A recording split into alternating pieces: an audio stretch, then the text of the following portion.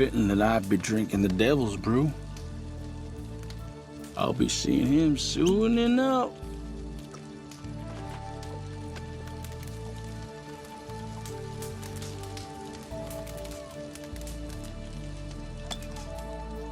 You're a place called Four Rigs? South of Strawberry. Captain, Indians penned in there like cattle. I ain't know what's worse. Seeing the ones we killed or watching the other ones die. Slow way. Well, they pay well. Them government boys. But the money don't last long. It's what you did. Sticks around. I know the feeling. I was a young man then, but I still see them faces clear as yesterday. I do. Fort Riggs, what a sketchy place. And it was seemingly a holding camp for Native American prisoners. It also happens to be abandoned. Why? Well, I guess we're going to be finding out. So the only real hint that this place has a dark story behind it outside of the place itself is the encounter with the drunk stranger who tells you about the quote-unquote Indians that were kept here. He also suggests that the US soldiers massacred them in the end. But before we get into investigating the location itself, why don't we just point out where it is on the map if you want to find it in your own game. So it's just ever so slightly northwest of Blackwater and southeast of Strawberry. It's right beside the two roads that cross the river anyway, so you really can't miss it. First thing you'll notice when you arrive will probably be the graves just outside of the perimeter. Now there are a lot of these, which means that a lot of people died here, and considering the random placement of the graves and the random facing directions, I'd say that they were buried in a hurry, which means that these people likely died at around the same time, which lines up with the drunken veteran mentioning that they massacred the Native Americans here. Now there's also a chance that these aren't individual graves but actually a mass grave with a load of crosses on top of it, though why Native Americans would be given crosses for graves is something that just goes above my head. So it would seem as if they were buried by Christians, or more broadly, white people. And we all know that people can get quite enthusiastic and forceful when introducing their culture to others, especially Christians. You filthy heathen scum! To any Christians watching, I do apologise, but it's a joke I couldn't resist making. I'm sure you're all lovely. I just have this thing where I can't resist ripping into people all the time. Anyways, unfunny joke out the way, let's get into investigating this still standing house in the middle of this camp. Once inside, you will notice that this building is in fact a classroom. On the blackboard it reads run, run, run, which is actually a cheat code that spawns a racehorse.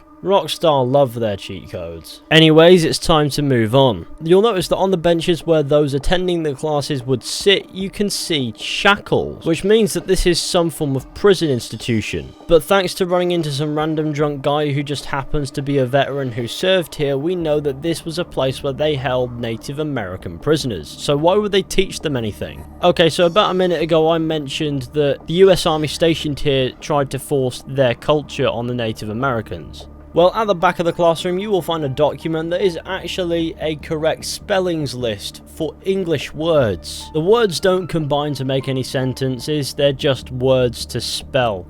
So it would seem as if they were teaching the Native Americans English. So surely there's nothing more to this document, right? Well, that's where you'd be wrong. See, there's actually a code in this. The first letter in every word in the order they appear in this document makes up a poem. It reads, Wazir comes with winter breath. His trees stand guard, whispering all night that we sleep in our grave. Father fought and died so quickly. Mother dies slow. According to Dakota legends, Wazir is an evil god. Though beyond this I couldn't find much that didn't require reading an entire novel's worth of information, which is way too much information to compile concisely into this video without wasting all your time. Though thankfully the Red Dead Wiki also pitched its own idea as to what Wazir might be. Wazir may be the northern god or god of the north, a fabled giant who lives at the north and blows cold out of his mouth.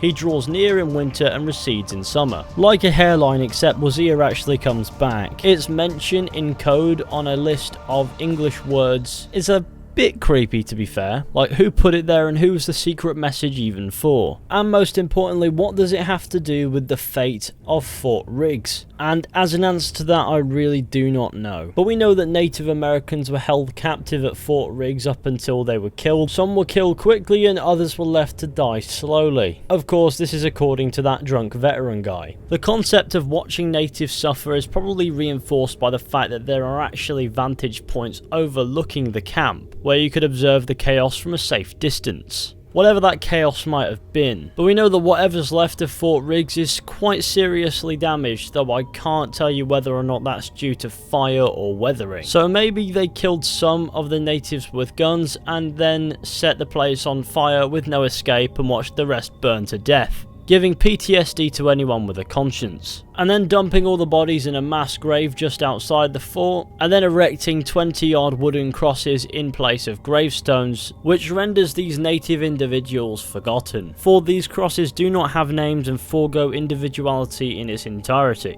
Though I still do have one question. Why were they trying to re-educate Native Americans only to massacre them? Well, they pay well.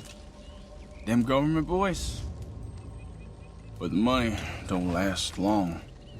And in my mind, this little line of dialogue was the answer. The project simply ran out of money, or there were budget cuts. And instead of releasing the people that they held prisoner who they ironically believed were savages, they decided to kill them all. If you want an analogy, that's basically a pacifist punching people in the face to preach peace. Now on that last bit I could be wrong. They could have been given orders to finish off these Native Americans due to a change of plans somewhere else, but a direct reason would definitely be a better one, considering we're on about storytelling here. Now before we wrap up, I think it's best that we mention this unique item that you can get off of this random encounter with the drunk veteran who served at Fort Riggs. When he passes out drunk, you can actually loot him and he will have a Native American ring, which kind of verifies this story in a way, albeit very loosely, but there's evidence enough at Fort Riggs as well. Something fishy definitely happened here, and there are still questions that need answering, specifically about that poem hidden in a code on a spell sheet. Who is Wazir? What is Wazir gonna do? Where is Wazir's mum? So that we can tell her she's a dickhead. But anyways, thank you all for watching. I hope you enjoyed. Be sure to go ahead, leave a like, subscribe, share the channel with your friends and all that wonderful stuff. And let me know if you found anything else or have anything else of interest to go over in the comment section. I would really appreciate that. And I will see you all very soon with another video at some point.